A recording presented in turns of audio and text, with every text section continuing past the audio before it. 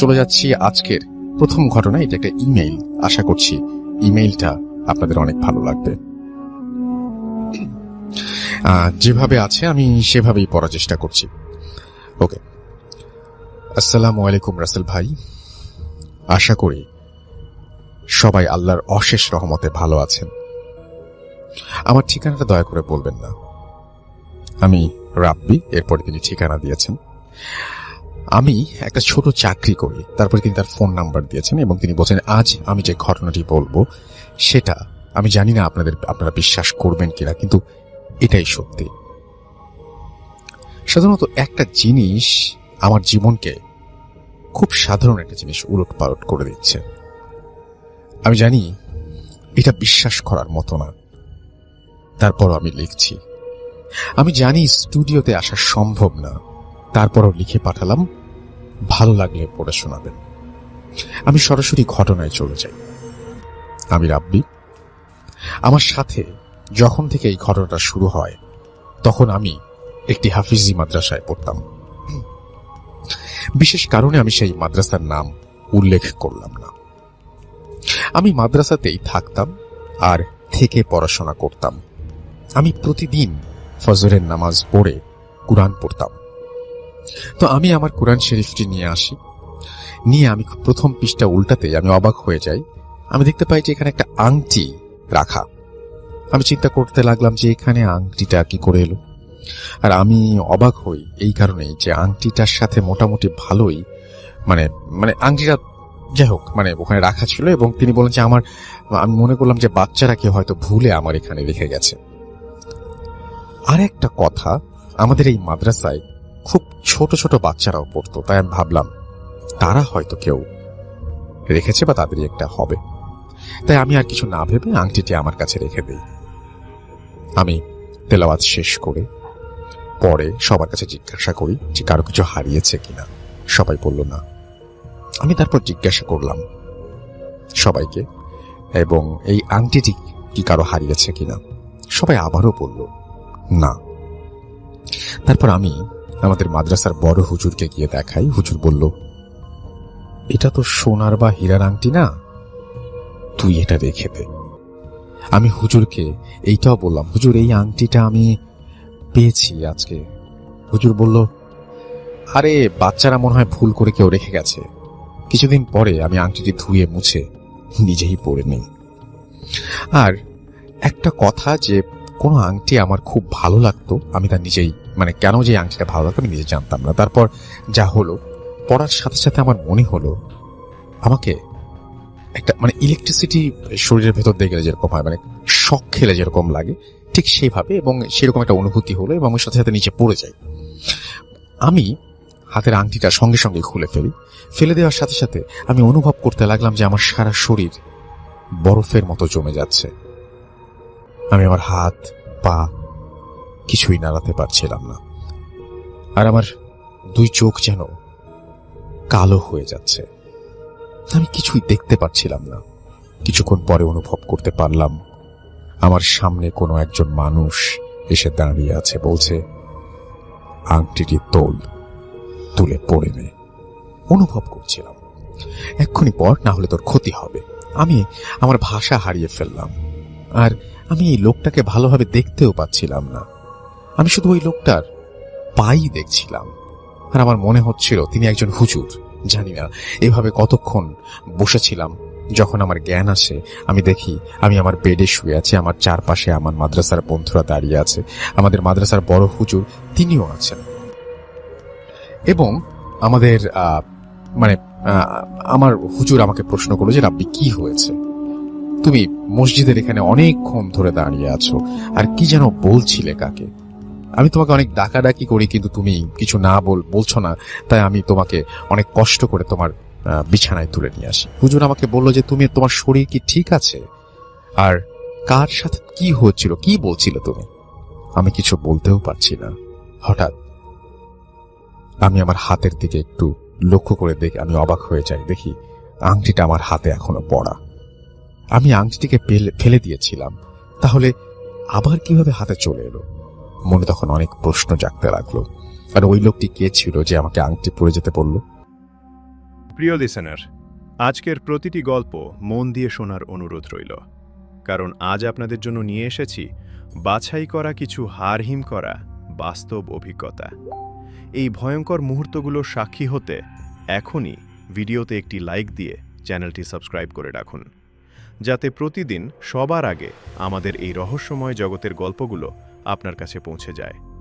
আর হ্যাঁ, ঘটনাগুলো আপনার বন্ধুদের সাথে বেশি বেশি শেয়ার করুন, যাতে তারাও এই রোমহর্ষক অভিজ্ঞতার ভাগ পায়। তাহলে চলুন আর দেরি না করে চলে যাই আজকের ঘটনায়। তারপর আমি একটু অবাক হয়ে দেখি যে একজন অপরিচিত লোক আমার হুজুরের পিছনে দাঁড়িয়ে আছে। তা দেখে আমি অবাক হয়ে যাই। আমাকে সে ইশারা করে কিছু না বলার জন্য বলছে। ইশারায় চুপ চুপ চুপ 3 বার বলল। সে আমাকে ইশারা করছে, কিন্তু আমি আমার কানের কাছে স্পষ্ট সেটা শুনতে পাচ্ছি। আরো বলল, কাউকে কিছু বলবি না, বললে ক্ষতি হবে। আবারও বলল, ক্ষতি হবে। আমি আবার বরফের মতো জমে গেলাম। আমি কাউকে কিছু বলতে পারছি না, দেখাতেও পারছি না, বাঁ হাত পা নাড়াতেও পারছি না। আমি আমার চোখ বন্ধ করে আবার খুলি, দেখি ওই লোকটা আর নেই। হুজুর আমাকে আবার প্রশ্ন করলো, কি হয়েছে তোমার? উত্তরে আমি বলি, আমি বাড়ি যাব। এই দিন রাতে আমার সাথে যা ঘটে তা আমি আর একদিন পাঠাবো। পরের দিন হুজুর আমাকে বাড়ি পাঠিয়ে দেন। বাড়ি এসে শুরু হয় আমার জীবনের ঝড়। এবং এটা হচ্ছে যে এরকম যে আমাকে যদি কেউ মনে মনে কিছু বলে, তা আমি তার চোখের দিকে তাকিয়েই বুঝতে পারি। আর কেউ যদি আমাকে বা অন্য কাউকে মনে মনে কিছু বলে, তা আমি তার দিকে তাকিয়ে ভালোভাবে বুঝতে পারি। আমার মা বাবা আমার সামনে আমাকে কিছু বলতোই না, আড়ালে তারা বলতো, কিন্তু আমি তাদের চোখ দেখেই বুঝতে পারতাম যে ওরা আমাকে কি বলতে চায়। আমি তখনও আমার বাবা মাকে কিচ্ছু বলিনি। আমি আমার ধৈর্য হারিয়ে তারপর বাধ্য হই বলার জন্য। আমি জানতাম তারা বিশ্বাস করবেন না, তারপরে বলি কোনো না কোনো ভাবে তারা আমাদের আপন জন্য। তারপর আমি একদিন আমার বাবা মাকে সবকিছু খুলে বলি, এবং সে যে কথা সেই কাজ। আমার বাবা মা আমাকে বলে যে, ওর কি মাথায় সমস্যা আছে? তুই কি পাগল হয়ে গেছিস? আমার বাবা আমার মাকে বলে, তোমার ছেলে মাদ্রাসায় না যাওয়ার জন্য ফন্দি পেতেছে। আমার কথা কেউ বিশ্বাস করতো না। আমি আমার বাবা মার সামনে একদিন তাদের মনের সব কথা বলে দেই। তারপর আমার বাবা অবাক হয়ে যায়। আমার বাবা আমাকে বলল, তুই কি করে জানলি? আমি বললাম, আমি এই আংটিটা পরলেই কেউ যেন সব বুঝতে পারি। তারপর আমার বাবা আমাকে একটা হুজুরের কাছে নিয়ে যায়। হুজুরকে আমি সবকিছু খুলে ফেলি। হুজুর শুনে বলে, আজকালকার দিনে এগুলো হয় নাকি? আচ্ছা ঠিক আছে, তোমার আংটিটা কোথায় দেখি। যেই আমি হুজুরকে আংটিটা দেখাতে যাব, দেখি আংটিটা আমার হাতে নেই। আমি অবাক হয়ে যাই। এই মাত্র আমি আংটিটা আমার হাতে দেখলাম, আর যেই না হুজুরকে দেখাতে যাব, দেখি আংটিটা আমার হাতে নেই। আমার বাবা আমাকে বলল, হারিয়ে ফেলেছিস নাকি? আমি মনে মনে ভাবতে লাগলাম যে এখানে যদি তাদেরকে এই কথা বলি, তারা আমার কথা বিশ্বাস করবে না, কিন্তু আমি মাত্র আংটিটা হাতে দেখেছি। আমার বাবা একটু বকাঝকা করে। হুজুর বলল, কই, কিছুই তো হয় নাই, এগুলো একটু ভয় পেয়েছো, ঠিক হয়ে যাবে ইনশাল্লাহ। আমি হুজুরের দিকে তাকিয়ে বুঝতে পারছি হুজুর কি ভাবছে বা কি বলতে চাইছে। হুজুর আমাকে বলল, তুমি একটু বাইরে যেয়ে দাঁড়াও। আমি বাইরে এসে দাঁড়াই। হুজুর আমার বাবার সাথে কি যেন বলল। কিছুক্ষণ পর আমার বাবা বেরিয়ে এসেছে। তখন আমি দেখি বাবার মুখে যেন ভয়ের ছাপ।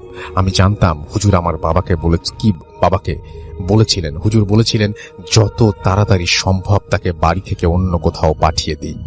কিন্তু আমার বাবা আমাকে পাঠায় না। আর আমাকে প্রতিদিন রাতে কেউ যেন এসে আমাকে বলল, পারলে মানুষের জন্য কিছু করিস। আমি বুঝতে পারলাম না কি করে মানুষের উপকার করব। আমি মনে মনে অনেক ভেঙে পড়েছিলাম। আর অজানা কিছু জিনিস আমি জানতে পারতাম, কিন্তু আমি কিছু করতে পারতাম না। তারপরে আমার বাবা মা বললেন, আমার মাদ্রাসায় তিনি আর পড়াশোনা করাবেন না। আমি বললাম যে আমি করব না। তারা বলল, কেন? আমি বললাম যে আমি আর কিছু বলিনি। তখন আমার বাবা মা আমাকে অনেক বকাঝকা করেন এবং বলেন যে আমি এখন বুঝেছি আংটি টাংটি এইগুলো সব বানানো কথা, আমি তাও কিছু বলিনি। তারপর থেকে আমার বাবা মা আমাকে বিশ্বাস করতো না, তারা ভাবতো আমি মিথ্যা কথা বলি। আমি আমার বাবা মাকে অনেকবার বলেছি যে এটা আমার জীবনে অনেক কিছু হচ্ছে আমার জীবনে, কিন্তু আমার বাবা মা কোনো কথাই বিশ্বাস করতো না। একদিন আমার খুব রাগ হয়, রাগ হয়ে আমার উপর খুব রেগে যান এবং তিনি আমার হাতের আংটিটি খুলে আমাদের পুকুরে ফেলে দেন।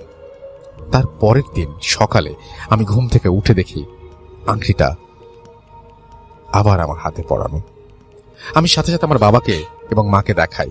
তারা এবার উঠে দেখে এবং তারা আমাকে কিছু বলেনি। আমার বাবা এবার আমাকে একজন কবিরাজের কাছে নিয়ে যান। আমার বাবা আমাকে যখন কবিরাজের কাছে যাই আমি তার সাথে, এবং আমি কবিরাজকে সব খুলে বলি। কবিরাজ ওই একই কথা বলল। আংটিটা দেখি, আমি আবার আমার আংটিটা অবাক হয়ে দেখি যে আমার হাতে নেই। আমার বাবা এবার আমাকে কিছু বলেনি। এই কবিরাজও ওই একই কথা বলল। আমি বুঝতে পারছি যে আমার ওকে যত তাড়াতাড়ি সম্ভব বাড়ি থেকে কোথাও পাঠিয়ে দিন। কবিরাজের কথা আমার বাবা এবার আর দেরি করেননি, শুনেছিলেন। আমাকে পরের দিন ঢাকায় পাঠিয়ে দেওয়া হয়। আমি আমার বড় ভাইয়ের বাসায় কিছুদিন থাকি, তারপর ঢাকায় একটি চাকরি পাই একটি অফিসে, আর আমাকে অফিসেই থাকতে হবে। আমি চাকরিটি ভালোভাবে করতে থাকি। একদিন আমরা সবাই অফিস থেকে পিকনিকে যাচ্ছি সিলেটে। অনেক ঘোরাঘুরি করে যেদিন ঢাকায় ফিরছিলাম সেদিন আমার হাতে আংটিটি আর নেই। আমি মনে মনে খুশি হই যে আল্লাহ মনে হয় আমাকে বাঁচিয়েছে। আমি ঢাকায় এসে আমার বাবা মাকে জানাই, তারাও খুশি হয়। তারপর 4-5 মাস আমার সাথে আর কোনো কিছু হয়নি। আমি মনে মনে ভাবছিলাম যে আমার মনে হয় কিছু হবে না, আর কিছু হবে না। আমি অবাক হয়ে যাই সেদিনের কথা ভাবলে। সেদিন ছিল শুক্রবার। আমি নামাজ শেষে বাসায় আসি, এসে ভাত রান্না করি। আর একটা কথা, আমি অফিসেই যেহেতু থাকতাম, আমি নিজেই রান্না করতাম, আর আমার সাথে কেউ থাকতো না। অফিসের 4 তলায় থাকতাম, আর নিচে কিছু সিকিউরিটি গার্ড থাকতো, এছাড়া আর কেউ না। যাই হোক, আমি ভাত খাওয়া শুরু করি। হঠাৎ করে আমার মুখের ভেতর কিছু একটা লোহার কিছু একটা বাঁধলো, এবং আমি ভাবলাম যে চালের কোনো একটা পাথর ছিল বোধহয়, সেটা হবে। মুখ থেকে ভাতগুলো বের করে আমি দেখি ওই আংটিটা এতক্ষণ আমার মুখের ভেতরে ছিল। আমার মনে হচ্ছে আমার মাথায় আসমান ভেঙে পড়বে। আমি এখন কি করব কিছুই বুঝতে পারছি না। আমি সাথে সাথে নিচে যাই, আর নিচের সিকিউরিটি গার্ডের কাছ থেকে ফোনটা নিয়ে বাড়ি যাই। আমি আমার বাবা মাকে বলি এবং তারা বলল যে ভয় পেও না, তুমি আংটিটা আবার দূরে নিয়ে পালিয়ে আসো, ফেলে দিয়ে এসো। আমি নিজের ভয় কাটানোর জন্য আমি সবকিছু তাকে বললাম। সে আমাকে বলল, হুজুরের ঠিকানা দেয় এবং বলে যে অনেক বড় হুজুর, আপনি যান, ভালো হয়ে যাবে। আমি বললাম, ভাই অনেকের কাছে গিয়েছে, আমার কিছু হয়নি। সিকিউরিটি বলল, যান মিয়া, এবার বুঝবেন। আমি সারাদিন অফিস শেষ করে হুজুরের সাথে দেখা করার উদ্দেশ্যে বেরিয়ে যাই। আমি হুজুরের সাথে দেখা করি, আমি হুজুরকে সবকিছু বলি। তখন আমার হাতে আংটিটি পড়াই ছিল। আমি দেখলাম হুজুর কি যেন বিড়বিড় করে বলছেন। আমি হুজুরের দিকে লক্ষ্য করতে আমি বুঝলাম যে হুজুর আমাকে কি বলতে চাইছেন। কিছুক্ষণ হুজুর আমাকে বলল, তোমার আংটিটা আমাকে দাও। আমি হুজুরকে, হুজুর এটা কি ঠিক হচ্ছে? আপনি যেটা ভাবছেন সেটা কোনোদিন পাবেন না, এই বলে বের হয়ে যাই। হুজুর আমার পেছন পেছন থেকে অনেকবার বলছিল যে শোনো শোনো, আমি তুমি আমার আংটিটা দিয়ে যাও। সিকিউরিটি আমাকে দেখেই বুঝতে পারে আমি রেগে আছি। আমি বললাম, ভাই হুজুরকে পেয়েছে, হুজুরের কাছে পাঠালেন। সিকিউরিটি একটু মুচকি হাসলো, কিছু বললো না। পরের দিন সকালে সিকিউরিটি ডাকে, আমার ঘুম ভাঙে। সিকিউরিটি এসে আমার কাছে ক্ষমা চাইতে লাগলো। আমি বুঝতে পারিনি যে সে কেন ক্ষমা চাইছে। তারপরেও আমি তাকে বললাম, কি হয়েছে? সিকিউরিটি বলল, ভাই আমি আপনাকে যে হুজুরের কাছে পাঠিয়েছি, সেদিন রাত্রে খুব খারাপ স্বপ্ন দেখি। কেউ একজন আমাকে বলছে যে সব হারাবি, যাকে তুই আচ্ছা। তারপর তিনি সিকিউরিটি আমাকে বলছেন যে এই হুজুরটা হুজুর তো না, এটা একটা কবিরাজের কাছে পাঠিয়েছিলেন, এবং সেই কবিরাজ কালো জাদু করে বা এরকম টাইপের কুফরি কালাম এগুলো করে। তো যাই হোক, এখন পর্যন্ত প্রতি রাতে আমাকে কেউ যেন বলে যে তুমি কারোর সাথে কিছু বলবে না, পারলে উপকার করো। আমি কিভাবে উপকার করব সেটা জানতাম না। আমি যখন মাদ্রাসায় পড়তাম তখন আমার থেকে আমার বয়স ছিল 14 কি 15, আর এখন আমার বয়স 20 কি 21 বছর। এই 4-5টা বছর আমার জীবনে শুধু দুঃখ দুঃখ আর দুঃখ। প্রতিদিন রাতে শুধু কাঁদতাম যে আল্লাহ আমার সাথে এমন কেন হচ্ছে। আমি জানি না আমার সাথে কি হচ্ছে। এখন পর্যন্ত জীবনে শুধুই কষ্টই পেয়ে যাচ্ছি। কিছুদিন আগে আমি আর একজন ভালো হুজুরের সন্ধান পাই, তার কাছেও গিয়ে দেখি সে তিনি পারেন কিনা। আমি তাকে সবকিছু খুলে বলি। আমাকে বললেন যে প্রথম সমস্যা তুমি মাদ্রাসা থেকে এসে পড়েছ, দ্বিতীয় সমস্যা তুমি এখন আর ভালোভাবে আমল করো না, তৃতীয় সমস্যা হচ্ছে যে তুমি সবার কাছে বলে দাও তোমার এই রকম হচ্ছে।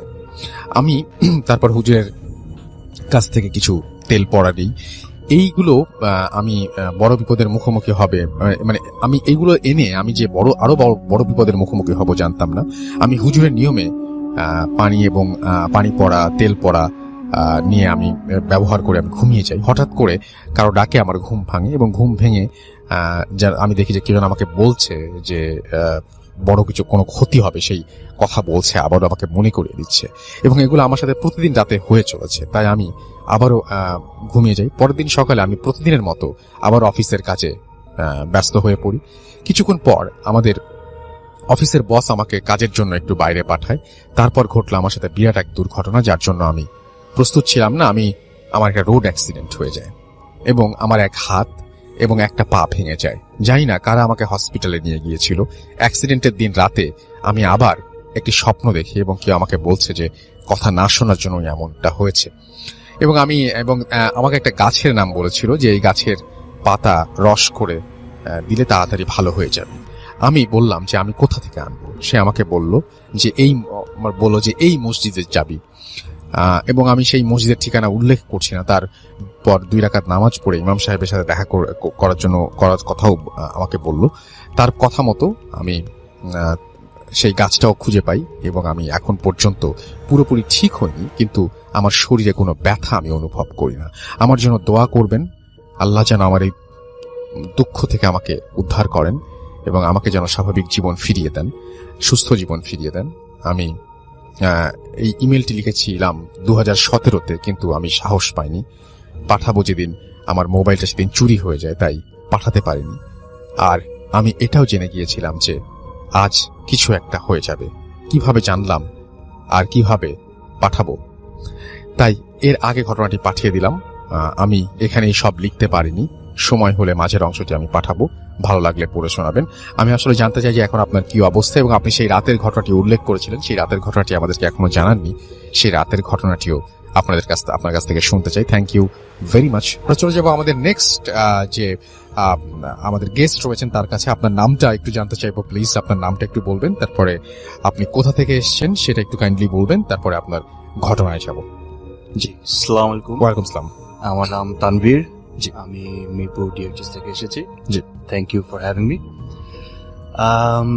আমার হৃদয়টা অনেক দুর্বল।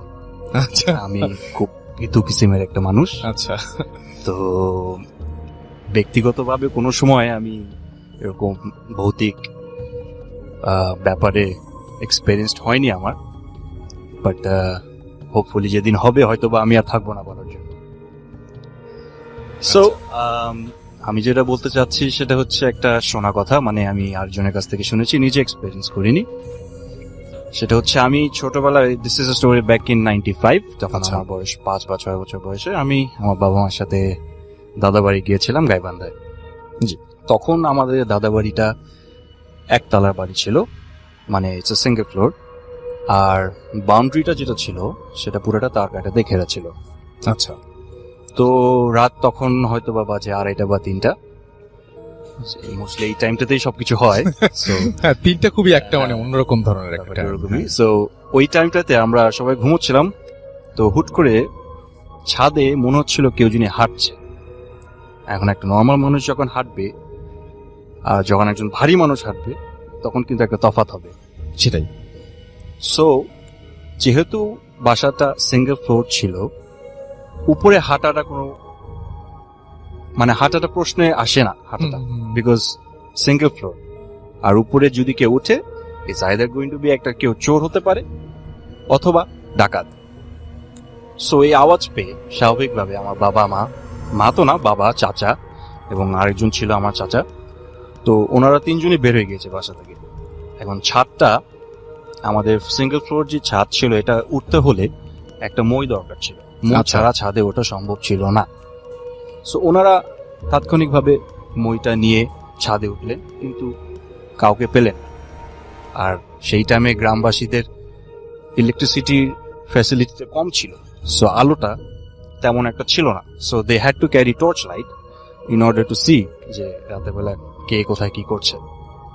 তো ওনারা ছাদে উঠে টর্চ লাইট দিয়ে যখন দেখলেন যে কেউ নেই, তখন ব্যাপারটা সবারই একটু নাড়া দিয়ে উঠলো যে যেটা হচ্ছে কি কি অ্যাকচুয়ালি জিনিসটা কি, কারণ বাউন্ডারি তো তার কাটাতে ঘেরা, আর কেউ যদি আসেও তার তো যেতেও সময় লাগবে, আর আওয়াজ তো পাবো যেতে গেলে। তো এরকম কোনো যখন সাইন্স পেল না, তখন স্বাভাবিকভাবে সবাই একটু ভয় পেয়ে উঠলো।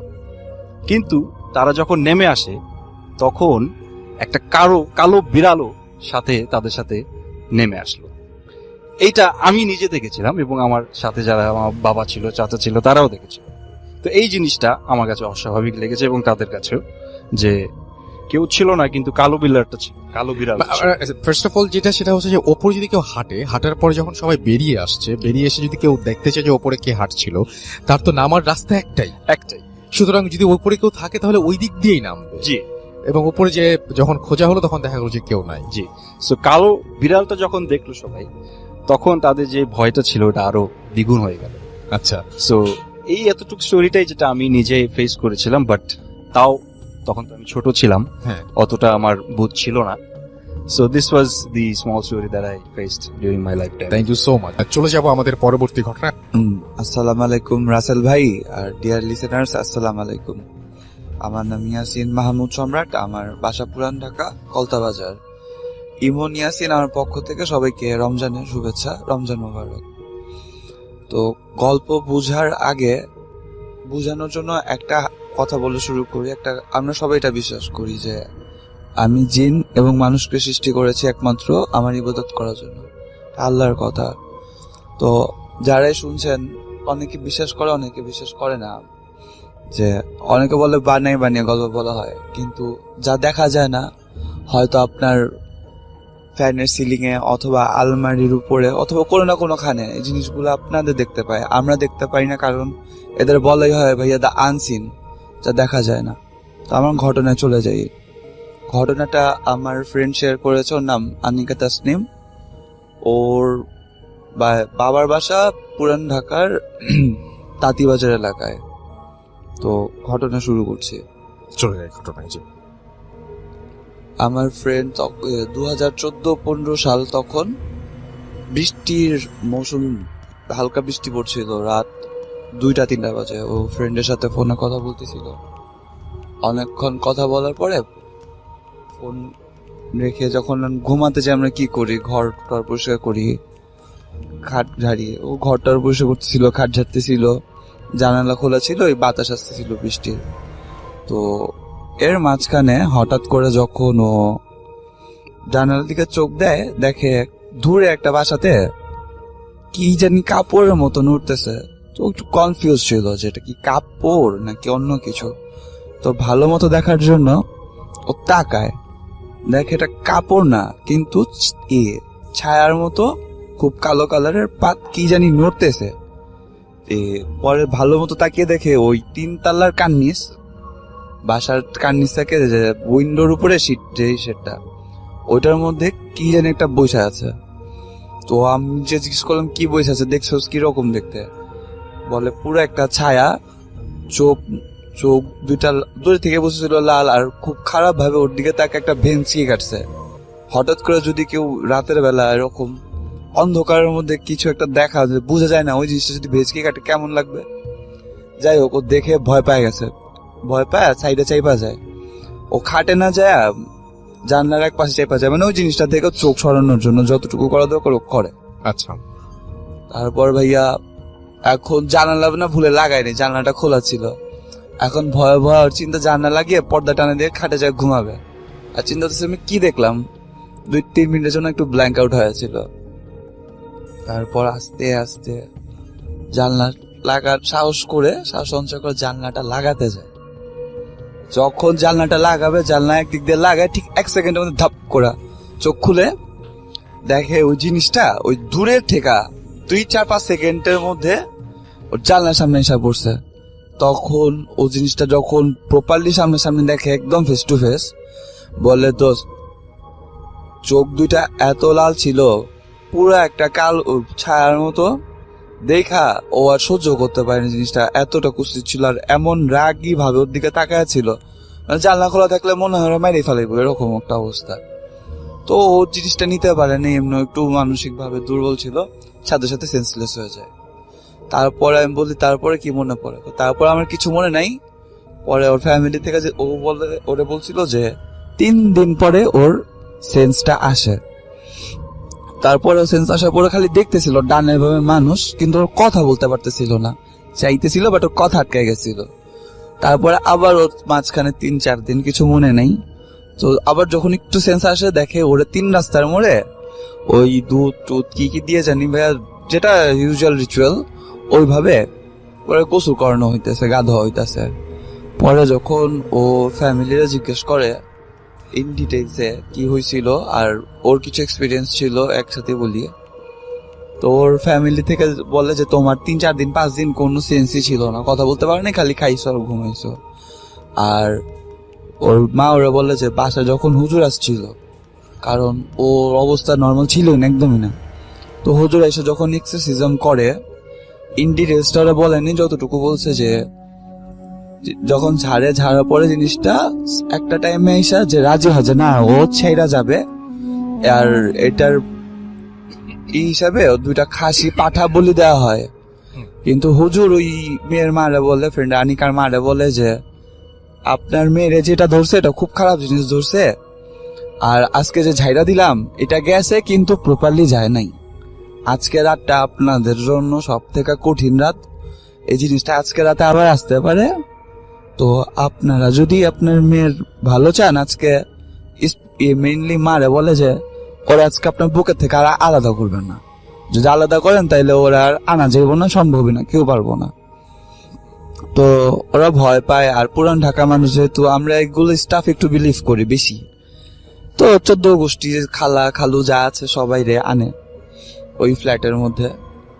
তো 8টা 7টা 8টা 9টা পর্যন্ত, 9:30 পর্যন্ত সব নর্মাল ছিল। তো 10টা বাজে আমাদের বাসায় গেস্ট আসলে যেমন নক দেই, কলিং বেল না থাকলে অমনি গেটে নক দেয় 2টা-3টা। তো ওরা কেউ ঘর থেকে বাইরে না, বুঝছে। তারপর সেকেন্ড নকটা আসে ওই যে জানলায় দেখছিল, ওই জানলায় খুব জেন্টলি নক, 2টা-3টা টিক।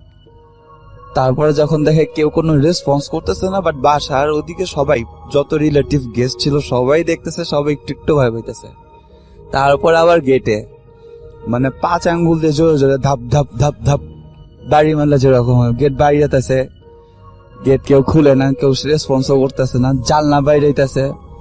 এবার যখন দেখে কাজ হইতেছে না, এরকম আস্তে আস্তে অত্যাচার গুলা, মানসিক অত্যাচার গুলা বাড়তে থাকে। মনে করেন দৌড়ায় কেউ যদি এসে গেটের মধ্যে লাথি মারে ধিম ধাম, তারপরে লোহার রড স্ট্যান্ড দিয়ে যদি কেউ গেটের মধ্যে বাড়ি মারে, জানলায় বাড়ি মারে, কিরকম আওয়াজ হবে? 5 হাত দিয়ে যদি গেটে বাড়ি মারে জোর আওয়াজ হয়, 5 হাত দিয়ে যদি 5 আঙ্গুলের জাবার জানালায় কেউ বাড়ি মারে, এরকম 5-7 জন মনে হইতেছে জানলা বাইরে হইতেছে, গেট বাইরে হইতেছে। তারপরে কুকুর যদি রাতের বেলা আমাদের সামনে এসে চিল্লায়, আমাদের ভয় লাগে। আর এখানে 7-8টা কুকুর আওয়াজ শুনতেছে, কুকুর চিল্লাইতেছে, বিড়াল কান্না করতেছে, খুব অফার্ড একটা সিচুয়েশন। আমি হয়তো বইলা বুঝাতে পারতেছি না, কারণ যে ফেস করে ওরা বুঝতে পারে, আর এটা সেটা কেউ স্পেসিফিক্যালি বলতে পারবে না। যাই হোক, এরকম চলতে থাকে 2টা-3টা পর্যন্ত। তারপর জিনিসটা আস্তে আস্তে কমতে যায়, কিন্তু তারপরে আমার ফ্রেন্ডের গোসল করে তারপরে এই জিনিসটা যায়, কিন্তু আমার ফ্রেন্ড এখনো প্রপারলি কিওরড হইতে পারে নাই, কারণ এরপরে ওর বিয়ে হয় শ্বশুর বাড়িতে যায়, যাওয়ার পরে ওই সমস্যাটার পিছিয়ে থেকে যায়। ওর হাজবেন্ডের সাথে কিছু হয়নি, একদিন ছোট কথা কাটাকাটিতে হাজবেন্ড এমন একটা ধাক্কা মারে যেটা ওর পক্ষে সম্ভব না, ওর শরীরে যে শক্তি, ধাক্কা মেরে বাসা থেকে চলে যায়। নদীর ওই পার কেরানীগঞ্জে, যে জায়গা ও ঠিক মতো চিনো না, কেরানীগঞ্জে ওর এখানে একটা জায়গা আছে, স্পেসিফিক্যালি নামটা মনে পড়তেছে না ভাইয়া, ওইখানে সবাই ময়লা ফেলে, ওইটার সামনে যায় দেখে সবাই ওরা পায়। তারপরে ওর হাজবেন্ড আত্মীয় স্বজনের কল করে, করার পরে নিয়ে আসে। আর এখন ওর স্পেসিফিক কিছু কালার লাল হলুদ পরা নিষেধ, বাট ওভারঅল ও এখন একটু স্টেবল আছে। এই ছিল আমার স্টোরি রাসেল ভাইয়া। Thank you so much. ঘটনাটি মাছ ধরা কেন্দ্রিক। ঘটনাটি আমার কাছে খুবই অন্যরকম লেগেছে। এমন ঘটনা সচরাচর আসলে পাওয়া যায় না। আশা করি ঘটনাটি আপনাদেরও ভালো লাগবে। কথা না বাড়িয়ে চলে যাচ্ছি সরাসরি ঘটনায়। প্রিয় লিসেনার্স, ঘটনাটির সময় অনেক আগে, 1950 সালের দিকে। আশিক ভাইয়ের দাদা, তার নাম ছিল সরফরাজ, এবং তার ছোট ভাইয়ের নাম ছিল শাহনেওয়াজ। সরফরাজ এবং শাহনেওয়াজ দুইজন একত্রে রাত্রে তাদের বাড়ির পাশে বয়ে যাওয়া একটি ছোট্ট নদীতে মাঝে মধ্যেই মাছ ধরতে যেতেন। এটা শখের বশে মাছ ধরতেন, রাত জেগে মাছ ধরতেন। সকালবেলা সেই মাছ পরিবারের জন্য কিছু রাখতেন, আর যদি এক্সট্রা থাকতো তাহলে সেটা বিক্রি করে দিতেন। তো একদিন সরফরাজ, মানে যিনি আশিক ভাইয়ের দাদা, উনি শারীরিকভাবে অসুস্থ ছিলেন, কিন্তু ওই দিন মাছ ধরতে যাওয়ার কথা ছিল দুই ভাইয়ের একসাথে। শাহনেওয়াজ এসে বড় ভাইকে যখন বলে, তখন বড় ভাই নিজের অসুস্থতার কথা জানান এবং তাকে সরফরাজকে বলেন যেন সরফরাজ আজকে মাছ ধরতে না যায়। ওই দিন ছিল আবার পূর্ণিমা। পূর্ণিমাতে নদীতে নাকি ভালো মাছ পাওয়া যায়। তো সরফরাজ কিছুতেই থেকে যেতে রাজি হলেন না। বললেন যে ঠিক আছে, তুমি বাসায় থাকো, আমি একাই মাছ ধরতে যাব। কিন্তু শাহনেওয়াজ উনি বলছেন, মানে সরফরাজকে যখন এটা বললেন শাহনেওয়াজ, তখন সরফরাজ যিনি আশিক ভাইয়ের দাদা, তিনি বললেন না, তুমি একা যাইবা, কোনো সমস্যা যদি হয়। তখন সরফরাজের এই কথা শুনে শাহনেওয়াজ বললেন যে না, আমি দোয়া কালাম জানি, আমার তেমন কোনো সমস্যা হবে না। তো ঠিক আছে, শাহনেওয়াজ উনি মাছ ধরতে চলে গেলেন। নদীটার কথা একটু বলে রাখি। নদীটা ছোট্ট নদী, এপাশ থেকে ওপাশ নৌকা চালিয়ে যেতে সর্বোচ্চ 10 মিনিট সময় লাগে, এবং চাঁদের আলোতেও এপার থেকে ওপার স্পষ্ট দেখা যায়। অনেকেই নদীতে মাছ ধরতে আসেন রাতের বেলা, একটু দূরে দূরে তারা জাল পাতেন। তো সেই দিনও যেহেতু পূর্ণিমা ছিল, বেশ অনেকেই মাছ ধরতে এসেছেন। বেশ দূরে দূরে নৌকাগুলো আছে, নৌকাতে আলো জ্বলছিল। শাহনেওয়াজও উনি মাছ ধরছেন। মাছ ধরতে ধরতে এতটাই মগ্ন হয়ে পড়েছিলেন, চারদিকে যে কি হচ্ছে উনি কিছুই বুঝতে পারেননি। একসময় হঠাৎ উনি ফিল করেন নৌকাটা অস্বাভাবিক রকমের দুলছে। উনি চারদিকে তাকিয়ে দেখেন বড় বড় ঢেউ আর অথই পানি। চারদিকে শুধু পানি আর পানি দেখা যায়, কোনো কুল কিনারা দেখা যাচ্ছে না। সরফরাজ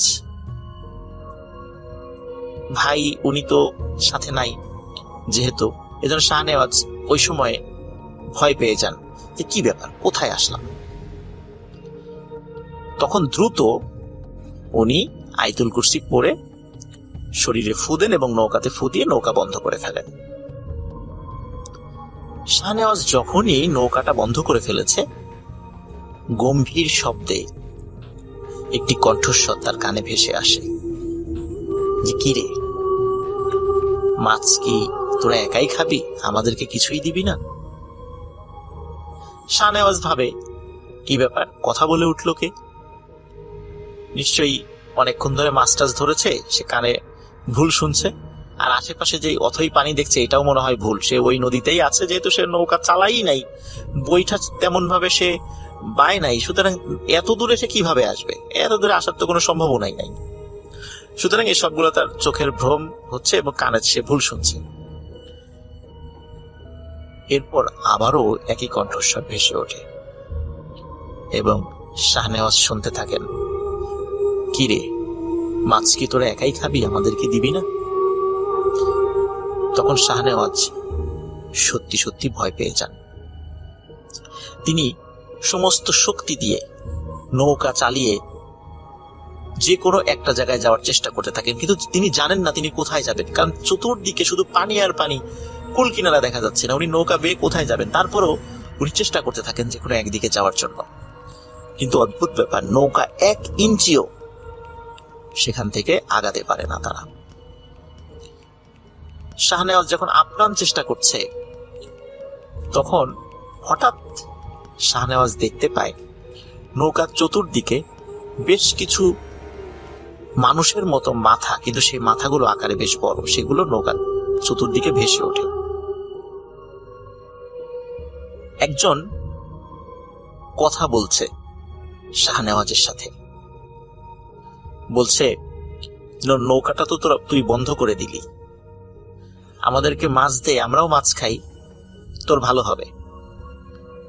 তখন শাহনেওয়াজ বলছে, না, আমি এত কষ্ট করে মাছ ধরি, তোমাকে কেন মাছ দিব। ওদের সাথে তর্কাতর্কি শুরু করে দিয়েছে। শাহনেওয়াজ দেখে যে নৌকার চতুর্দিকে 12টি মাথা, তার মানে 12টা জিনের একটি দল সেখানে আছে। তখন জিনদের যে সর্দার, সে শাহনেওয়াজকে বলে, তুই তো আজকে মারা যাবি, তোকে আমরা ছাড়বো না। তখন শাহনেওয়াজ বলে যে, ওরে আহম্মক, তুই কি ভুলে গেছিস একটু পরেই ফজরের আজান হবে, তখন তুই তো আমার কিছুই করতে পারবি না, তুই তো এখান থেকে চলে যেতে বাধ্য। তখন ওই জিনের সর্দার রাগ করে বলে ওঠে যে, ফজরের আজান হলেও তোকে এমন ভাবে অদৃশ্য করে এখানে রেখে দেব যে এখান দিয়ে যত লোকই যাক না কেন কেউ তোকে দেখতে পাবে না, কিন্তু তুই সবাইকে দেখতে পাবি। তখন শাহনেওয়াজ আরো ভয় পায় যে আসলেই তো এদের সাথে ঝামেলা করে পারা যাবে না। তখন শাহনেওয়াজের মাথায় একটি বুদ্ধি খেলে যায়। শাহনেওয়াজের বাবার কাছ থেকে শেখা একটি দোয়া পড়ে তার মাথায় থাকা পাগড়িতে একটি গিট দিয়ে এই 12 জনের মধ্যে একটি জিনকে সে আটকে ফেলে। ওদিকে জিনের সর্দার তার সাথে তো হম্বি তম্বি করছে যে তোকে তো মেরে ফেলবো। তখন শাহনেওয়াজ বলে, তুই তোর দলের সদস্যদের একটু গুনে দেখতো তোরা কয়জন। তখন সর্দার বলে 12 জন। বলে আবার গুন। তো সর্দার গুনে দেখে একজন কম। তখন শাহনেওয়াজ বলে, এই একজনকে আমি আটকে ফেলেছি, আমাকে ভালোই ভালোই বাড়িতে পৌঁছে দে, মানে বাড়ির পাশে কাছে যে ঘাট আছে সেখানে পৌঁছে দে, না হলে একে আমি ছাড়বো না। তখন জিনদের সর্দার বলে যে না, তুই ওকে ছেড়ে দে। তখন শাহনেওয়াজ শর্ত দেয় যে যদি সে সহি সালামতে পৌঁছে দেয় তাকে তার বাড়ির কাছে ঘাটে, তাহলে ওই জিনকে সে ছেড়ে দেবে। তখন সর্দার বলে, ঠিক আছে, যেহেতু তুই প্রতিশ্রুতি দিলি আমাদেরকে যে ওকে ছেড়ে দিবি, তাহলে আমরাও আমাদের প্রতিশ্রুতি রাখবো, তোকে তোর বাড়ির ঘাটে পৌঁছে দিচ্ছি, কিন্তু কথার যেন কোনো হেরফের না হয়, আমাদের দলের এই সদস্যকে তোকে ছেড়ে দিতে হবে। তখন শাহনেওয়াজ কথা দেন যে হ্যাঁ, আমি ঘাটে পৌঁছানোর পর একে ছেড়ে দেব। তখন ওই জিনের সর্দার শাহনেওয়াজকে বলে যে তুই চোখ বন্ধ কর। চোখ বন্ধ করার পরে শুধু একটু শো শো শব্দ শাহনেওয়াজের কানে এসেছিল। কয়েক মুহূর্ত পরেই শাহনেওয়াজকে ওই জিনের সর্দার বলে, এবার চোখ খোল। শাহনেওয়াজ চোখ খুলে দেখে যে সে তার বাড়ির কাছে যেই ঘাটটা, নদীর ঘাট, সেখানে নৌকা সহ সে চলে এসেছে। ফজরের আজান দিবে দিবে ভাব। তখন জিনের সর্দার বলে, এবার আমার দলের এই সদস্যকে তুই ছেড়ে দে। ওই সময় শাহনেওয়াজের মাথায় একটি দুষ্টু বুদ্ধি খেলে যায়, যেটি তার জীবনের জন্য কাল হয়ে দাঁড়ায়। সে তখন জিনের সর্দারকে বলে যে না, এই সদস্যকে আমি ছাড়বো না, একে আমি আমার কাছে রেখে দেব, একে দিয়ে আমি কাজ করাবো, আমার যখন মনের ইচ্ছা করবে তখন আমি ছেড়ে দিব। তখন জিনের সর্দার বলে যে তুই তো প্রতিশ্রুতি দিয়েছিলি আমাদেরকে একে ছেড়ে দিবি, আমরা তো আমাদের প্রতিশ্রুতি রেখেছি, তোর তো ক্ষতি করি নাই, তাহলে তুই কেন আমার দলের এই সদস্যকে ছাড়বি না? বলে না, আমি ছাড়বো না, আমি আমার প্রতিশ্রুতি রাখলাম না, একে দিয়ে আমি কাজ করাবো। তখন জিনের সর্দার বলে, তুই কিন্তু কাজটি ভালো করলি না, কারণ প্রতিশ্রুতি দিয়ে ভঙ্গ করাটা কিন্তু মোটেই উচিত নয়। আমরা জিন হয়ে তোর সাথে প্রতিশ্রুতি রক্ষা করলাম, আর তুই আশরাফুল মাখলুকাত হয়ে তুই প্রতিশ্রুতি ভঙ্গ করলি। তখন শাহনেওয়াজ বলে যে হ্যাঁ, ভঙ্গ করলাম, একে দিয়ে আমি কাজ করাবো। আসলে শাহনেওয়াজের মাথায় একটা দুষ্টু বুদ্ধি খেলে গিয়েছিল। সে চিন্তা করেছিল যেহেতু একে আটকে ফেলেছি, একে দিয়ে আমি কাজ করাবো, এমন একটি প্ল্যান তার মাথায় কাজ করে। কিন্তু আসলে তার এই প্ল্যানটা মোটেও ভালো ছিল না। যাই হোক, শাহনেওয়াজ বাড়িতে চলে আসেন। চলে আসার পর শাহনেওয়াজ চিন্তা করে যে বড় ভাইকে বিষয়টা বলবো, তিনি কি মনে করবেন। তখন বড় ভাইকে উনি কিছু বলেন না, বরং বড় ভাইকে গিয়ে মানে বড় ভাই যিনি সরফরাজ, যিনি আশিক ভাই দাদা, তাকে গিয়ে বলেন যে বড় ভাই, তোমার কষ্ট করে রাতের বেলা মাছ ধরতে যাওয়ার দরকার নাই, আমি একাই মাছ ধরবো, কোনো সমস্যা নাই, তুমি বাসায় থাকো। তো বড় ভাই বলে যে কি ব্যাপার, আমরা একসাথে মাছ ধরতাম, তুমি আবার কেন একা একা মাছ ধরতে চাচ্ছ? তখন বলে যে না, আমি একাই মাছ ধরবো, তুমি দেখবা যে অনেক মাছ পাচ্ছি আমি। তো বড় ভাই আসলে শুরুর দিকে কিছু মানে বুঝতে পারে নাই। উনি বলে যে ঠিক আছে, তুমি যদি একা মাছ ধরো আমার কোনো সমস্যা নেই। এখন প্রতিদিন শাহনেওয়াজ যে কাজটি করেন সেটা হচ্ছে ওনার মাথার এই পাগড়িটা উনি সাথে নিয়ে যান, বিশেষ ওই পাগড়িটা যেটাতে একটি গিট দিয়ে, দোয়া পরে একটি গিট দিয়ে একটি জিনকে উনি আটকে ফেলেছিলেন। উনি যখনই নৌকা নিয়ে মাছ ধরতে যেতেন তখনই ওই 12টা জিনের যেই দলটা ছিল তার মধ্যে একটা তো বন্দী ছিল, আর ওই যে সর্দার সহ আরো 10 জন, মানে মোট 11 জন, তারা ওই নৌকার কাছে এসে হাজির হতো। এসে বলতো যে শাহনেওয়াজ, আমাদের দলের এই সদস্যকে ছেড়ে দে। তখন শাহনেওয়াজ বলতো যে ঠিক আছে, তাহলে আমাকে মাছ ধরে দে, তাহলে বিবেচনা করব। তখন কি করতো যে ওই জিনেরা তাদেরকে মানে শাহনেওয়াজকে মাছ ধরে দিত, মানে এত পরিমাণে দিত না যাতে করে মানুষের মনে সন্দেহ হতে পারে, মোটামুটি ভালো মাছ ধরে দিত। এখন শাহনেওয়াজের বড় ভাই সরফরাজ উনি দেখে কি ব্যাপার, শাহনেওয়াজ তো ভালোই মাছ ধরতে পারে একা একা গিয়ে, তা আমি আর না যাই। এদিকে শাহনেওয়াজও বড় ভাইকে বলে যে ভাই তোমার যাওয়ার দরকার নেই। তো এই জন্য আসলে সরফরাজ যিনি আশিক ভাইয়ের দাদা, উনি শাহনেওয়াজের সাথে ওইভাবে মাছ ধরতে যাওয়ার আর ইচ্ছা পোষণ করে নাই। কিন্তু কেন যেন সরফরাজের মনে একটি সন্দেহ জাগে যে কি ব্যাপার, আসলে কি ঘটছে, শাহনেওয়াজ এত মাছ কিভাবে পায়। কিন্তু আসলে শাহনেওয়াজ যে জিনদেরকে দিয়ে কাজ করিয়ে নিচ্ছে এটি তিনি বুঝতে পারেন নাই। একদিন সরফরাজ শাহনেওয়াজকে খুব ভালো করে ধরে যে কি ব্যাপার, সত্যি করে বলতো আসলে ঘটনা কি, আমি মাছ ধরতে যাওয়ার কথা বললেই আমাকে সাথে নিস না, অথচ ভালোই মাছ পাচ্ছিস, ঘটনা কি? তখন শাহনেওয়াজ সব ঘটনা খুলে বলে। খুলে বলার সাথে সাথে সরফরাজ খুবই ভয় পান, বলে তুই কাজটা মোটেও ভালো করিস নাই, কারণ প্রতিশ্রুতি দিয়ে ভঙ্গ করা এটা কিন্তু উচিত হয় নাই। আর সবচেয়ে বড় কথা, একটা জিনকে অন্যায়ভাবে বন্দী করে রাখা হয়েছে, তারা তো তোকে পৌঁছে দিয়েছিল, তারপরে উচিত ছিল তাকে ছেড়ে দেয়া। এখন তো এরা যে কোনো ভাবে তোর উপর প্রতিশোধ নেওয়ার চেষ্টা করবে, এখন কি হবে? তো তুই এই জিনটাকে ছেড়ে দে। তখন শাহনেওয়াজ বড় ভাইকে প্রতিশ্রুতি দেয় যে সেই জিনটাকে সে ছেড়ে দেবে। কিন্তু আসলে এই প্রতিদিন এত মাছ পাওয়ার একটা নেশা আর জিনদেরকে দিয়ে কাজ করিয়ে নেওয়ার একটা অভ্যাস, এই মানে এইভাবে টানা কয়েক মাস হওয়ার কারণে ওনার মধ্যে এক ধরনের একটা অলসতা এবং এক ধরনের অদ্ভুত মজা উনি পেয়ে গিয়েছিলেন। উনি তাদেরকে দিয়ে কাজ করিয়ে মজা পেতেন। একদিন উনি মাছ ধরতে গেছে, সেই দিনটিও কোনো কারণে পূর্ণিমার দিন পড়ে গেছে। মাছ ধরতে যাওয়ার পর তখন দেখে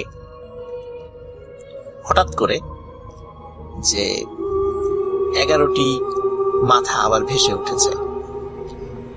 জিনদের সর্দার বলে, কি শাহনেওয়াজ, কেমন আছিস? শাহনেওয়াজ সে স্বাভাবিকভাবেই চিন্তা করে যে জিনরা তো আমার কাছে একটু দায় টাকা আছে, তো এত ভদ্রভাবে উত্তর দেওয়ার খুব দরকার নাই। তো সে খুব তুচ্ছ তাচ্ছিল্য ভাবে জবাব দেয়।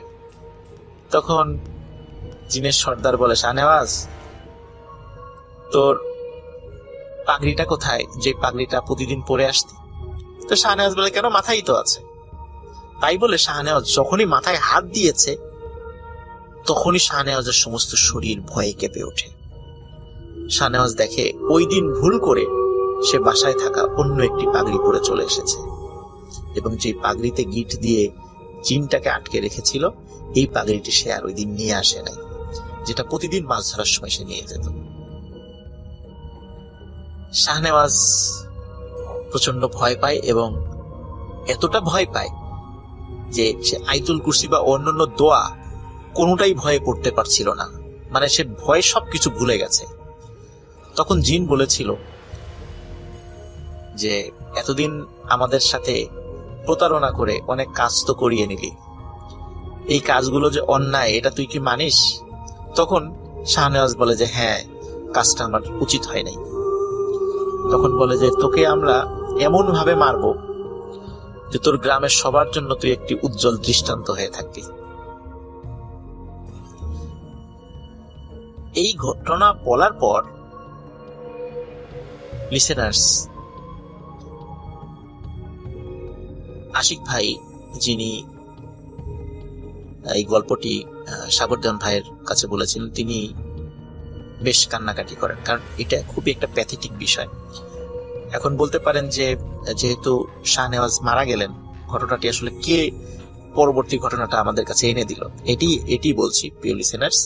আসলে পরের দিন তার যে বড় ভাই সরফরাজ, উনি দেখেন যে শাহনেওয়াজ বাড়িতে ফেরে নাই। উনি চিন্তায় পড়ে যান, কারণ উনি তো জানতেন যে এরকম একটা দুর্ঘটনা ঘটতে পারে।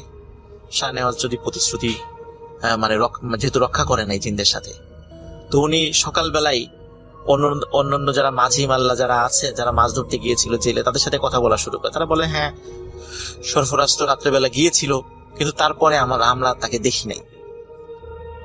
তখন গ্রামের সবাইকে এই ঘটনাটি খুলে বলে, মানে শাহনেওয়াজের কথা আর কি সরফরাজ খুলে বলার পর সবাই মিলে শাহনেওয়াজকে খুঁজতে থাকে। 1 দিন, 2 দিন, 3 দিন, 4 দিনের দিন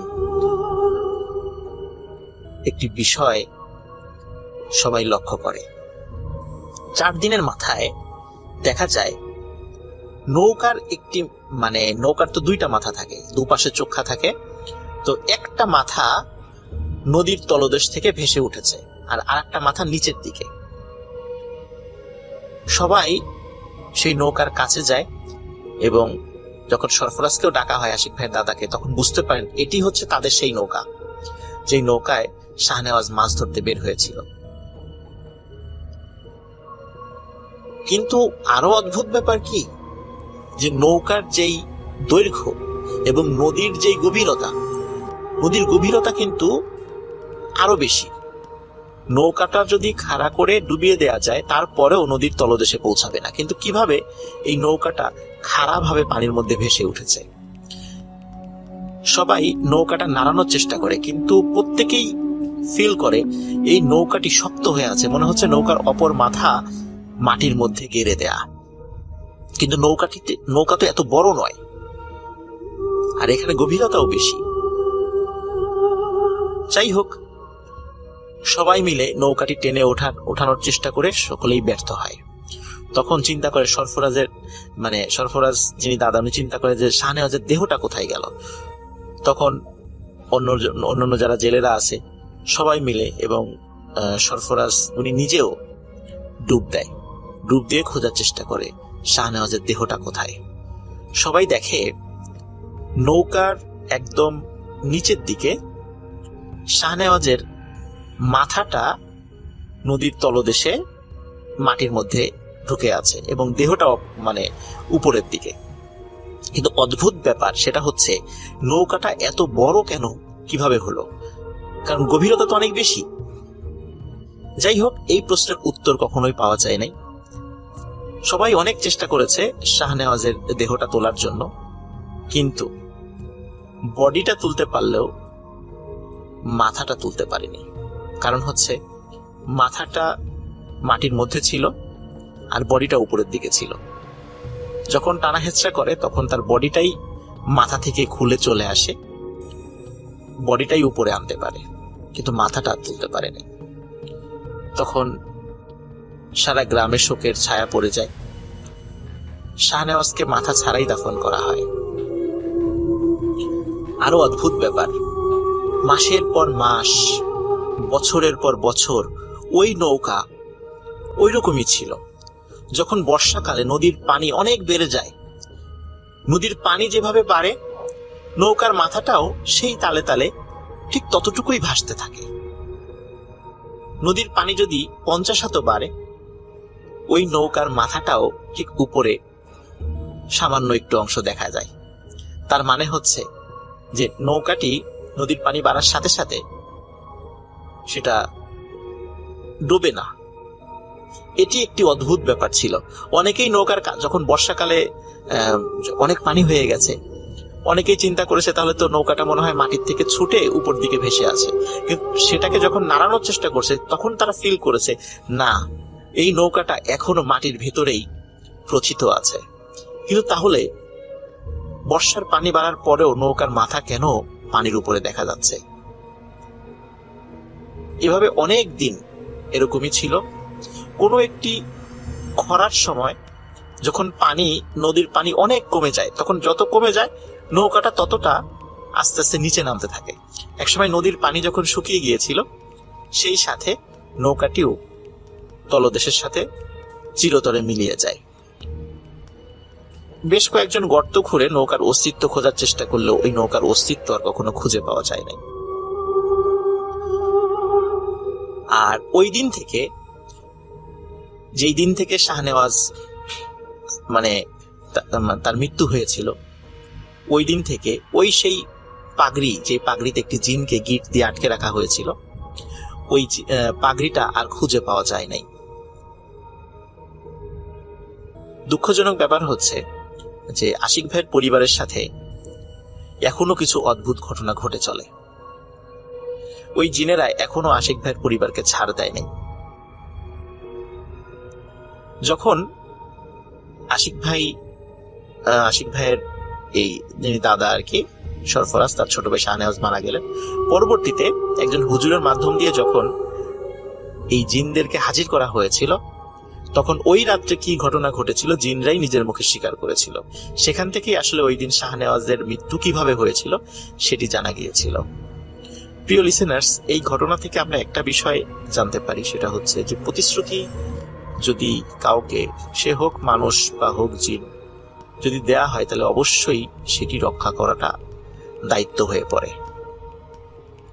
এই প্রতিশ্রুতি রক্ষা না করে শাহনেওয়াজের মনে যে দুষ্টু বুদ্ধি চলে এসেছিল, এটির খেসারত দিতে হয়েছে তার জীবন দিয়ে। লিসেনার্স, আশা করি ঘটনাটি আপনাদের ভালো লেগেছে। অবশ্যই চলে যাবো আমাদের অতিথির কাছে।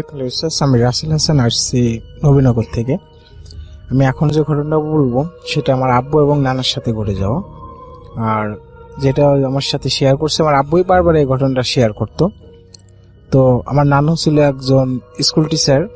তো সবসময় স্কুল থাকার কারণে বেরোতে পারতো না, বা আমার নানু এবং আব্বুর প্রচুর পরিমাণ মাছ মারার নেশা ছিল। তো একদিন, সেদিন ছিল রবিবার, সকালে নানু আসছে আমাদের বাড়িতে, এসে আব্বুকে বলছে কি যে আজকে চলো দুজন মাছ মারতে যাই। তো আব্বু যথারীতি কাজকর্ম ফেলাই থুয়ে, মানে মাছের খাদ্য নিয়ে কপোতাক্ষ নদীতে মাছ মারতে গেছিল।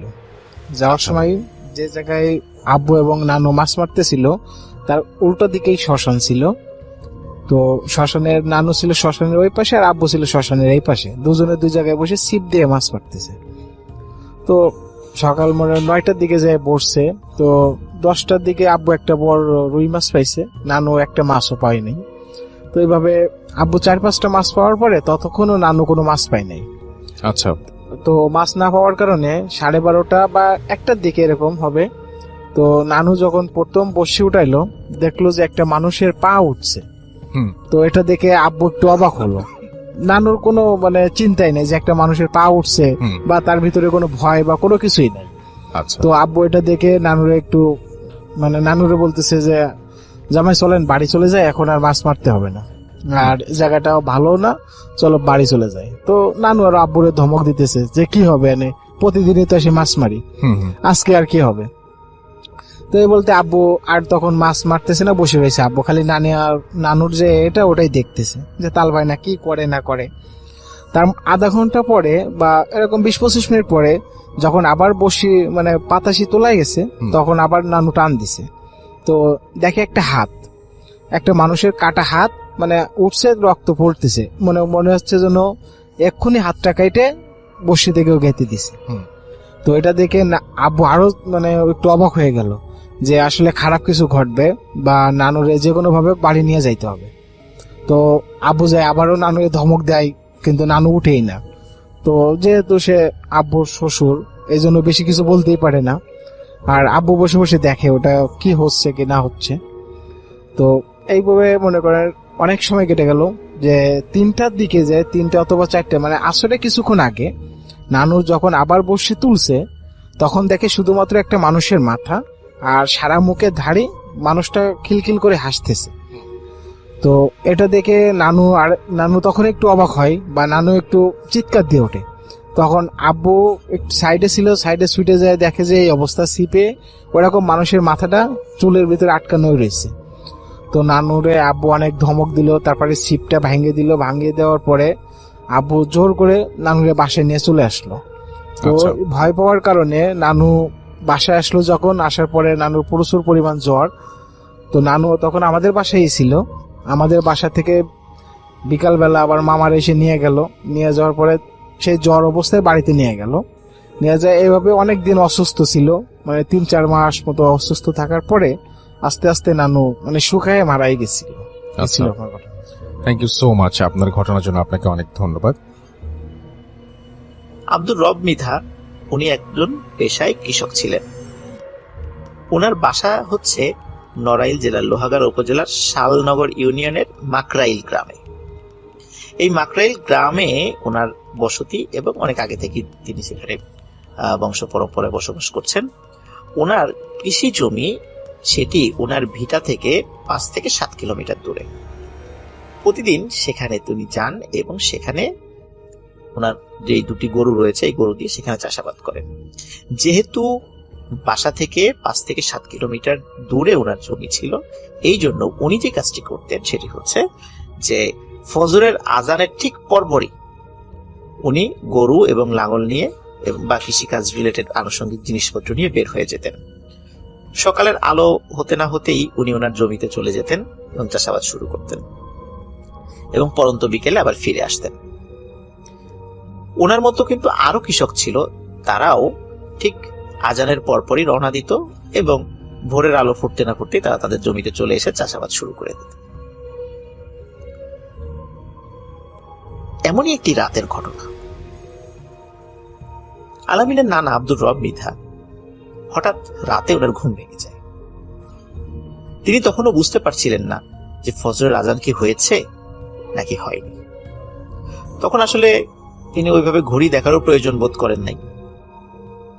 তখন তিনি যে কাজটি করেন, তিনি ঘর থেকে বের হন, বের হয়ে ওনার যে 2টি গরু রয়েছে এই গরু নিয়ে এবং লাঙল নিয়ে উনি ওনার মাঠের দিকে রওনা দেন।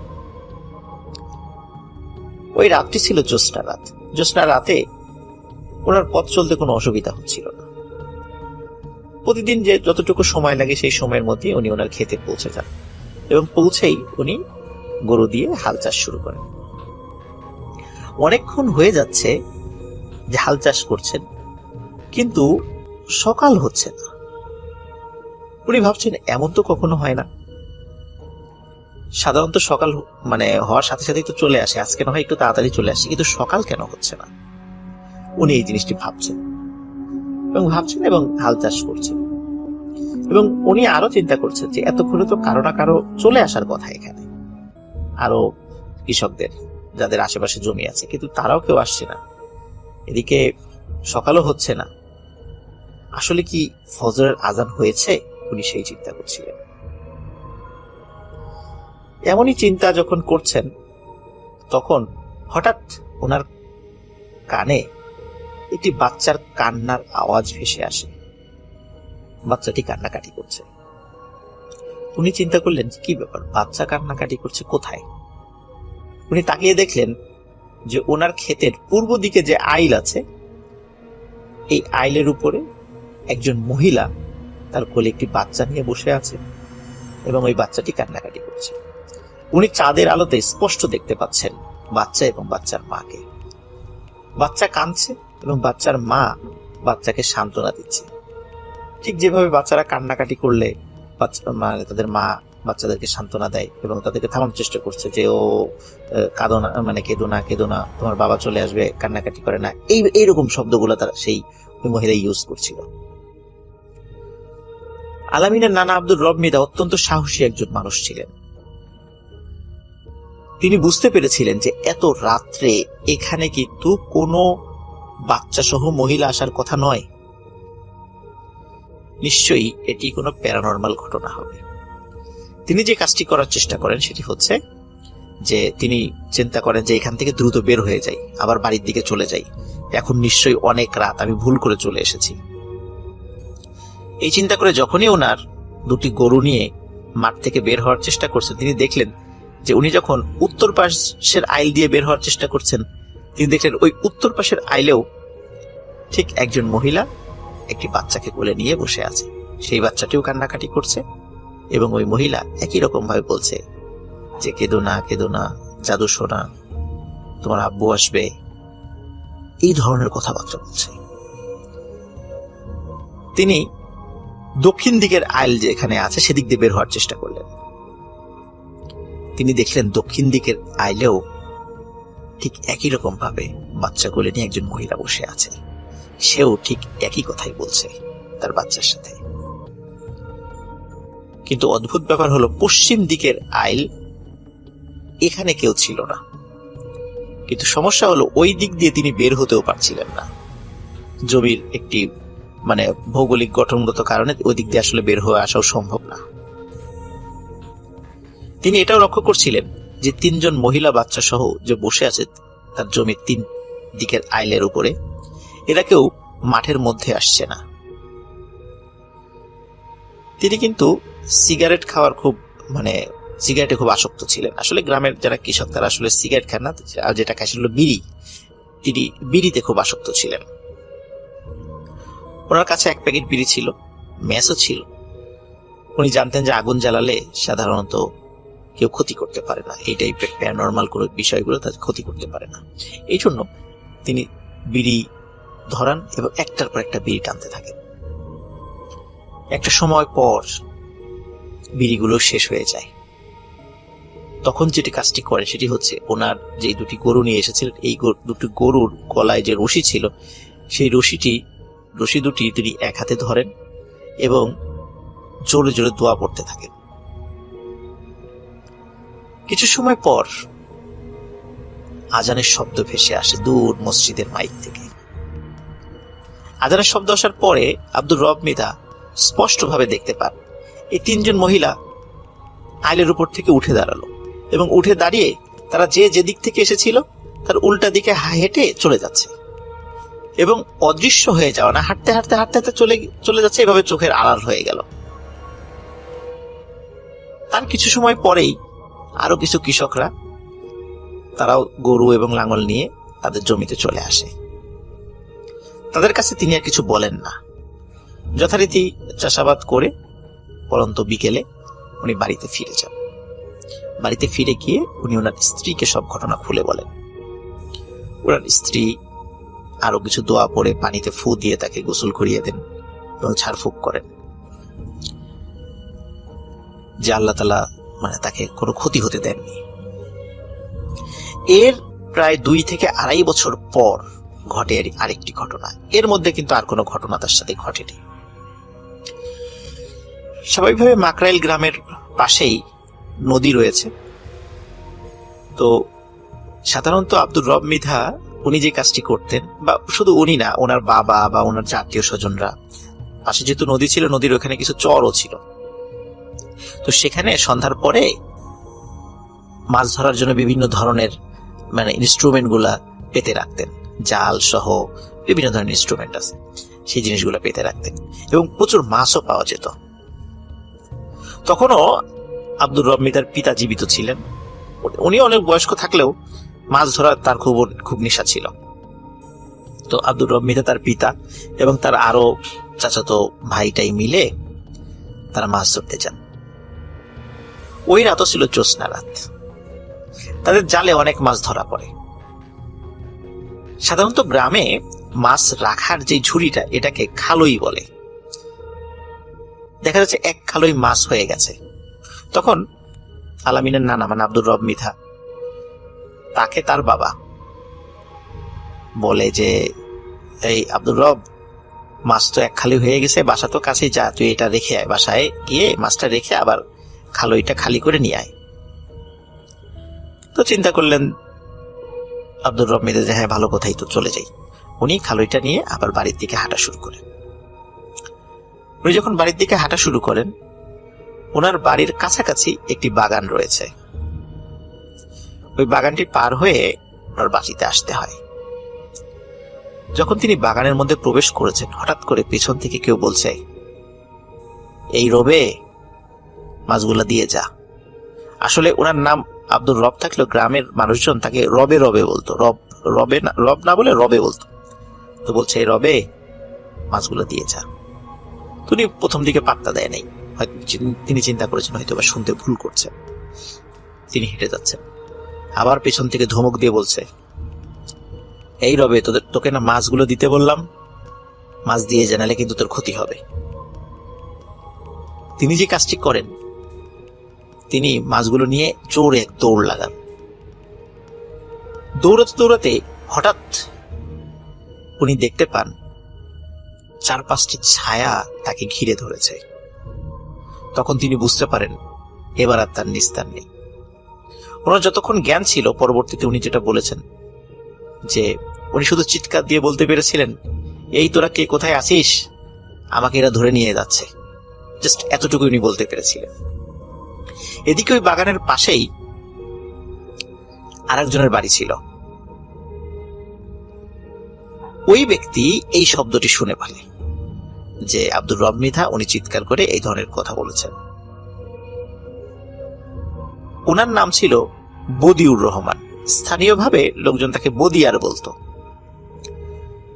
তো এই বদিয়ার এই শব্দটি শুনে, যেহেতু তার বাড়ি কাছাকাছি ছিল, একদম কাছে ছিল, উনি দ্রুত টর্চ লাইট নিয়ে বের হয়ে আসেন।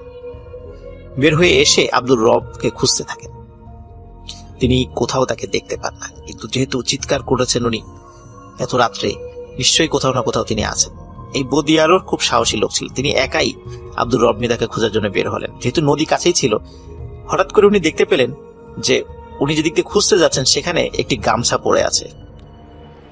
উনি যেহেতু আব্দুর রব মৃধাকে খুব ভালো করে চিনতেন এবং আব্দুর রব মৃধা যে গামছাটি সবসময় সাথে রাখতেন, সেই গামছাটিকেও চিনতেন, তিনি বুঝতে পারলেন যে আব্দুর রব মৃধার কোনো বিপদ হয়েছে, নাহলে গামছাটা এখানে পড়ে আছে কেন। তিনি দ্রুত নদীর দিকে আগাতে থাকলেন। নদীর কাছাকাছি যাওয়ার সাথে সাথে উনি এক ধরনের অদ্ভুত গোংরানির আওয়াজ শুনতে পান। তিনি দ্রুত নদীর কাছে গিয়ে দেখেন যে আব্দুর রব মৃধার পা দুটো উপরে এবং মাথা বালির মধ্যে ঢুকিয়ে রেখেছে এবং ওইখান থেকে গোংরানির আওয়াজ আসছে। ওনার দম বন্ধ হয়ে গেছে, হালকা হালকা নিঃশ্বাস ওই বালুর মধ্যে দিয়ে তার নাকে যাচ্ছে, এই জন্য উনি গোংরানির আওয়াজ করছেন। উনি দ্রুত সেখানে যান এবং সেখান থেকে আব্দুর রব মৃধাকে উদ্ধার করেন। উদ্ধার করে নদীর পানি দিয়ে হাত মুখ ধোন। তিনি খুব অসুস্থ হয়ে পড়েছিলেন এবং আর 1-2 মিনিট পরে হয়তোবা বদিয়ার মিয়া গেলেই আব্দুর রব মৃধাকে মৃত অবস্থায় তাকে দেখতে পেতেন তিনি। যাই হোক, আল্লাহর অশেষ রহমতে আব্দুর রব মৃধা সেখান থেকে উদ্ধার হয় এবং তাকে ওই বদিয়ার আব্দুর রব মৃধার বাড়িতে নিয়ে যান। তখন আরো লোকজন সবাই এগিয়ে আসে যে কি হলো, কারা তাকে অ্যাটাক করেছিল। সবাই আসে, সে দেখে সেই খালইটা শূন্য পড়ে আছে, তার ভিতরে কোনো মাছ নেই, তবে ছড়িয়ে ছিটিয়ে অল্প কিছু মাছ রয়েছে। কোনোটার মাথা খাওয়া, কোনোটার পেট চিরে কোনো মাছ খেয়েছে, কোনোটার লেজ খাওয়া, এরকম কিছু কিছু মাছ চতুর্দিকে অল্প কিছু ছড়িয়ে আছে, আর অন্য কোনো মাছ নেই, শুধু খালইটা পড়ে আছে। এরপরে আব্দুর রব মৃধা দীর্ঘদিন অসুস্থ ছিলেন। তিনি এতটাই ভয় পেয়েছিলেন যে অনেকদিন অসুস্থ ছিলেন। আস্তে আস্তে আল্লাহ তাআলার অশেষ রহমতে তিনি সুস্থতা লাভ করেছেন। এখন যেটা হয় সেটা হচ্ছে যে আব্দুর রব মৃধার স্ত্রী তিনি সেলিম হুজুরের কাছে নিয়ে যান। এই সেলিম হুজুর হচ্ছে সেই হুজুর আমাদের 2 নাম্বার স্টোরিতে আপনারা শুনেছিলেন যে যখন রুহুল সর্বশেষ যেই কবরটি খুঁড়েছিল সেটি ছিল সেলিম হুজুরের কবর, এবং কবর খোঁড়ার সময় যে লাশটি রুহুলের হাত চেপে ধরেছিল সেটি হচ্ছে সেই সেলিম হুজুরের ডেড বডি। তো সেলিম হুজুরের কাছে নিয়ে যান। সেলিম হুজুর তাকে দেখেন, দেখে তিনি বলেন যে আসলে আপনি তো ধর্মকর্ম কিছু করেন না, আপনি যদি ধর্মীয় লাইনে চলে আসেন, 5 ওয়াক্ত সালাত আদায় করেন, কোরআন সুন্নাহ অনুযায়ী জীবনযাপন করেন, তাহলে আপনার সাথে যে সমস্যাগুলো হচ্ছে সেগুলো কিছুই হবে না। এবং আপনি রাত বিরেতে যেখানে চলাফেরা করেন না কেন, আল্লাহ চান তো আমি ইনশাল্লাহ ইনশিওর করছি যে আপনার কোনো সমস্যা হবে না, কিন্তু আপনাকে কথা দিতে হবে যে আপনি ধর্মের দিকে ফিরে আসবেন। আব্দুর রব মৃধা তিনি কথা দেন সেলিম হুজুরকে যে হ্যাঁ তিনি ফিরে আসবেন এবং সেলিম হুজুরের সাথেই তিনি উঠা বসা করবেন। তো সেলিম হুজুর উনি ধর্মকর্ম করতেন, উনি কোরআনে হাফিজ ছিলেন, মাওলানা ছিলেন, মাদ্রাসার মুহতামিম ছিলেন, বিভিন্ন জায়গায় যেতেন, ওয়াজ মাহফিল করতেন। তো ওনার সাথে থেকে থেকে আব্দুর রব মৃধাও কোরআন এবং সুন্নাহ বিষয়ক ব্যাপক পাণ্ডিত্য অর্জন করেন এবং মৌলিক যেই জ্ঞানগুলো সেগুলো আল্লাহ তাআলা তাকে অর্জন করার তৌফিক দান করেন ওই সেলিম হুজুরের ওসিলায়। আর ওই যে কবরস্থান যেটি ছিল, এই কবরস্থানের পাশে যে মসজিদটা ছিল, এই মসজিদেরই খতিব এবং পেশ ইমাম ছিলেন হচ্ছে সেলিম হুজুর। আর ওই মসজিদেরই মুয়াজ্জিন এবং খাদেমের দায়িত্ব দেয়া হয় এই আব্দুর রব মৃধাকে। খুব ভালোই চলছিল। এইভাবে কেটে যায় প্রায় 5 থেকে 7 বছর। সেলিম হুজুর একদিন হঠাৎ মারা যান। আর তার মৃত্যুর পরপরই কি ঘটনা ঘটেছিল কবরস্থানে সেটা আমরা দ্বিতীয় স্টোরিতে শুনেছি। সেলিম হুজুর মারা যাওয়ার পর আব্দুর রব মৃধাও খুব শোকে কাতর হয়ে পড়েন, কারণ এতদিন তার সাথে চলেছেন। খুব ভালো মানুষ ছিলেন সেই সেলিম হুজুর এবং খুব বুজুর্গ একজন মানুষও ছিলেন। যাই হোক, উনি যথারীতি ওই মসজিদেই আজান এবং মসজিদের খেদমতের দায়িত্ব পালন করে যাচ্ছিলেন। কোনো এক রাতে হঠাৎ আব্দুর রব মৃধা উনি ওনার পাশে থাকা যে অ্যালার্ম ঘড়িটি ছিল টেবিলের পাশে রাখা, মানে টেবিল ক্লক যেটাই, আফসা আলোতে রাতের বেলা দেখতে পান যে 5:05 বাজে।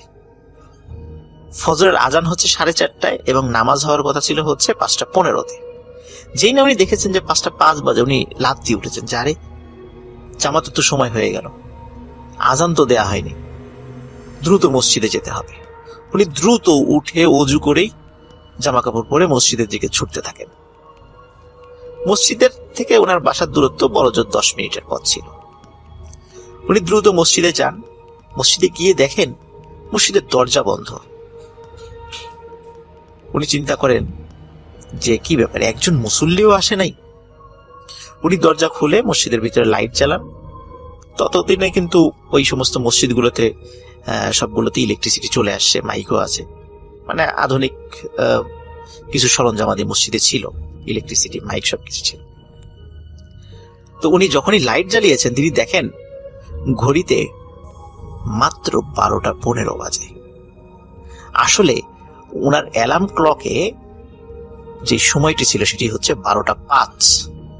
উনি বড় কাঁটাটি যখন 1-এর উপরে দেখেছে তখন উনি ঘুম থেকে উঠে হঠাৎ করে ওনার মনে হয়েছে এটা 5:05 বাজে, যার কারণে উনি এটি দেখতে ভুল করেছিলেন। তখন চিন্তা করেন যাক, যেহেতু ভুল হয়েই গেছে তাহলে বাসায় চলে যায়, আরো কিছুক্ষণ ঘুমিয়ে তারপরে আবার চলে আসবো। উনি মসজিদের লাইট বন্ধ করে দরজা বন্ধ করে বের হয়ে যান। বের হয়ে যখনই উনি রাস্তা দিয়ে হাঁটতে থাকেন তখন হঠাৎ দেখেন যে রাস্তার ঠিক পশ্চিম পাশ থেকে সাদা আলখেল্লা পরা একজন মানুষ রাস্তার পূর্ব দিকে চলে গেল। রাস্তার পশ্চিম পাশে ছিল একটি বটগাছ, এই বটগাছের পাশেই ছিল সেলিম হুজুরের বাড়ি, আর রাস্তার ঠিক পূর্ব পাশে ছিল হচ্ছে এই কবরস্থান। তো সেলিম হুজুর বাড়ির ভেতর থেকে ওই বটগাছের নিচ দিয়ে একটি আলখেল্লা পরা একটা লম্বা একজন মানুষ তিনি কবরস্থানের ভিতরে ঢুকে গেলেন। এই দৃশ্য যখনই তিনি দেখেছেন তখন উনি মারাত্মক ভয় পেয়ে যান। ভয় পাওয়ার পর উনি দ্রুত বাড়ির দিকে হাঁটতে থাকেন। হঠাৎ পেছন থেকে বলে ওঠে, আসসালামু আলাইকুম মুয়াজ্জিন সাহেব। মুয়াজ্জিন সাহেব আসসালামু আলাইকুম এই টাইপের শব্দ শুনে উনি আরো ভয় পান। উনি তখন চিন্তা করেন যে এইবার দৌড় দিতে হবে, কারণ উনি যতই সাহসী হন না কেন, উনি হঠাৎ করে দেখলেন এরকম লম্বা আলখেল্লা পরে একটা লোক একটা বাড়ি থেকে বের হয়ে কবরস্থানের ভিতরে ঢুকে গেল এত রাত্রে। গ্রামে তো এত রাত্রে কেউ কল্পনাই করা যায় না কেউ রাত্রে বাইরে থাকবে। তারপর আবার পিছন থেকে সালাম দিচ্ছে। উনি তো মারাত্মক ভয় পান। উনি দৌড় দেওয়ার জন্য উদ্যত হবেন, তখন হঠাৎ উনি ফিল করেন ওই সাদা আলখেল্লা পরা লোকটি ওনার একদম পাশে চলে এসেছে এবং বলছে, আসসালামু আলাইকুম মুয়াজ্জিন সাহেব, আপনি ভয় পাবেন না, আমি আপনার কোনো ক্ষতি করব না। তখন খুব বিনয়ের সুরে এবং খুব মোলায়েম সুরে যখন এই কথাটি উনি শুনতে পেলেন, তখন আব্দুর রব মৃধা ওনার সাহস সঞ্চয় করলেন।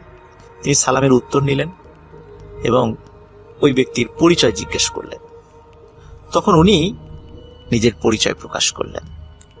উনি বললেন যে আপনি যখন বেশ কিছু সমস্যার সম্মুখীন হয়েছিলেন, তখন যখন সেলিম হুজুরের কাছে এসেছিলেন, তখন সেলিম হুজুর যখন বলেছিল যে আপনি যদি আল্লাহর রাস্তায় ফিরে আসেন তাহলে এখন যে সমস্যাগুলো হচ্ছে সেগুলো হবে না, সেটি আসলে আমি সেলিম হুজুরকে প্রতিশ্রুতি দিয়েছিলাম যে হুজুর উনি যদি আল্লাহর রাস্তায় ফিরে আসে, আল্লাহর রাস্তায় চলে আসে, তাহলে ওনার নিরাপত্তার দায়িত্ব আল্লাহ যতটুকু আমাকে তৌফিক দান করেন আমি দেখব সেটা।